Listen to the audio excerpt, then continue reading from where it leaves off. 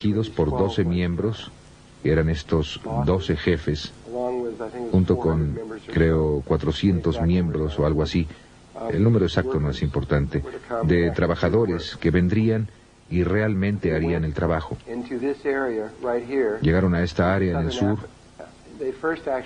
pero primero llegaron al área de Irak y comenzaron a construir sus ciudades y cosas para construir sus asentamientos, pero no es aquí donde comenzaron a sacar el oro. A ver, ¿dónde estoy? Ah, estoy por acá, muy bien. En esta área, por acá. El primero por aquí. Y aquí es donde construyeron su primera ciudad, allá arriba. Y luego bajaron aquí en este valle específico, en el sureste de África, a sacar su oro.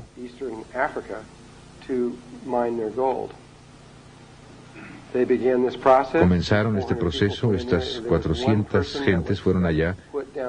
Había una persona que pusieron aquí, uno de los 12, el que nunca recuerdo su nombre, tal vez lo recuerde, y era el jefe principal allí. Bueno, el resto de ellos se quedaron en la otra parte.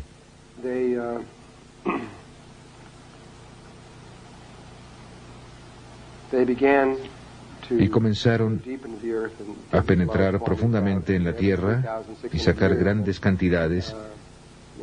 Y luego cada 3.600 años, cuando Marduk o Nebaru llegaban, subían el oro al planeta y luego lo dejaban dar la vuelta y regresaban a su proceso de escarbar y seguir cavando. De acuerdo a los registros sumerios, cavaron durante largo tiempo, más de 150.000 años, no sé el tiempo exacto, y no estoy de acuerdo con su fecha. Sitchin llegó a esta fecha no directamente a través de los registros sumerios, sino calculando cuánto tiempo pensaba que debía ser, y llegó a un periodo de como 300 y tantos miles de años.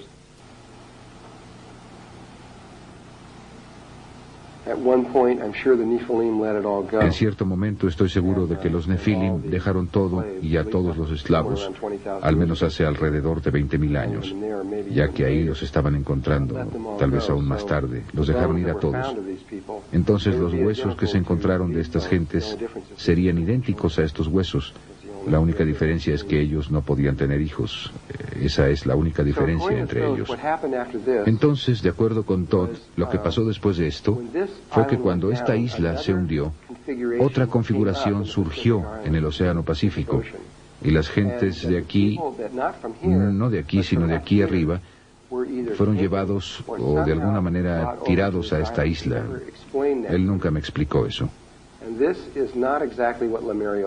Y de Lemuria no era exactamente así, pero de cierta manera se parece mucho. Iba desde las islas hawaianas hasta la isla de Pascua. Y no era una masa sólida como esta aquí o aquí, sino que era una serie de miles y miles de islas que estaban ligadas muy estrechamente. Algunas eran grandes, algunas pequeñas, y hay que poner muchas más ahí, pero era como un continente que apenas salía del agua. Era un continente de agua.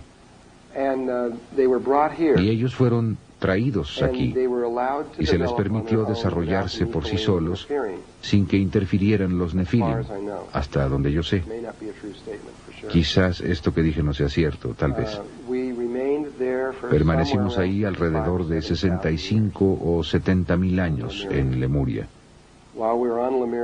Mientras estuvimos en Lemuria, todo marchaba estupendamente.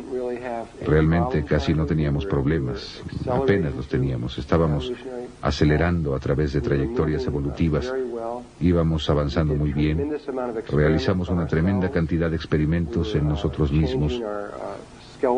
Estábamos cambiando nuestra estructura ósea, trabajando mucho en la base de nuestra columna vertebral, trabajando en el tamaño y la forma de nuestro cráneo. Estábamos haciendo todo tipo de cambios. Éramos muy, lo que ustedes llamarían de cerebro derecho, éramos femeninos. Un ciclo evolutivo tiene que decidir si va a ser masculino o femenino. Igual que ustedes cuando vienen aquí, tienen que tomar una decisión. Y nos estábamos volviendo femeninos, nuestra raza se estaba volviendo femenina, y nosotros éramos, para cuando Lemuria se hundió, equivalíamos aproximadamente a una niña de 12 años. No voy a mencionar muchas de las cosas que él dijo. Realmente no es importante, no muy importante. Los restos de esto... Bueno, en primer lugar, el hecho de que esto estaba ahí quedó muy bien establecido desde 1910.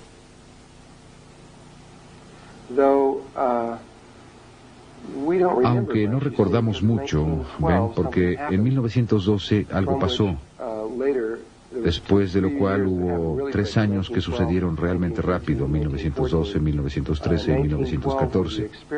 En 1912 se llevaron a cabo los experimentos que fueron similares a los experimentos como el de Filadelfia, de los que hablaremos posteriormente. De hecho, hicieron el experimento en 1913, que yo creo que fue lo que provocó la Primera Guerra Mundial en 1914. Después de eso, ya no volvimos a ser los mismos. Y antes de la Primera Guerra Mundial, el patrón de crecimiento era muy similar a lo que está pasando ahora. La gente estaba extremadamente interesada en el trabajo espiritual y en el trabajo psíquico y en la meditación y en entender el antiguo pasado y todas las demás cosas similares. Había personas como Charles Churchward y Le Bussian de Francia que estaban estudiando la Atlántida y Lemuria, y había muchas cosas muy similares que estaban pasando. Llegó la Primera Guerra Mundial y nos dormimos y no despertamos hasta los 60. Y empezamos a despertar otra vez. Pero las pruebas que tenían en 1910 eran muy extraordinarias de que este continente estaba ahí y tenían que ver con el coral. El coral solo puede crecer 50 metros debajo de la superficie del agua. Y encontraron, frente a la costa de América del Sur, en el área de la isla de Pascua, que probablemente en aquel entonces estaba mucho más elevada. Y a propósito, el fondo del océano se eleva y cae frecuentemente. Tal vez no lo sepan, pero el océano Atlántico se elevó más de 3 kilómetros hace poco, en 1969, en enero de 1970. Y esto lo pueden consultar en la revista Life, que el fondo... En diciembre de 1969, el fondo del océano frente a la costa, frente a donde, en el área de las Bermudas, frente a esto, todas estas islas empezaron a subir. Muchas de ellas, 30, 40, 50 islas, salieron a la superficie. Algunas todavía están ahí. La mayoría se volvió a hundir. Y ese fondo había estado a una profundidad de más de 3 kilómetros antes de esa fecha.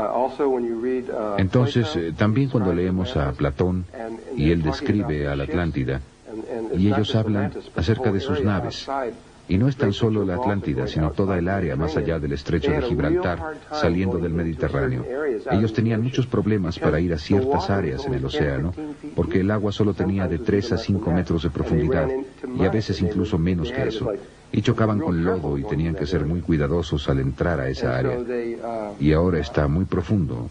Las cosas cambian mucho. De todas formas, en 1910, sospecho que esta área estaba más alta porque podían ver estos anillos de coral por toda la superficie del fondo oceánico al irse alejando de la isla de Pascua. Y midieron los anillos de coral. ¿Cómo? No lo sé. O tal vez lo calcularon. Pero fueron calculados o medidos a una profundidad de 600 metros. Esto quería decir que originalmente los anillos de coral tenían islas en el centro, porque los anillos tenían que estar en la superficie.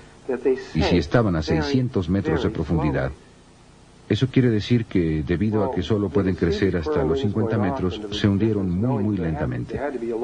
Bien podían ver que estos anillos de coral continuaban a la distancia y sabían que tenía que haber muchas islas en esa dirección. Al mismo tiempo, con esta poca información, si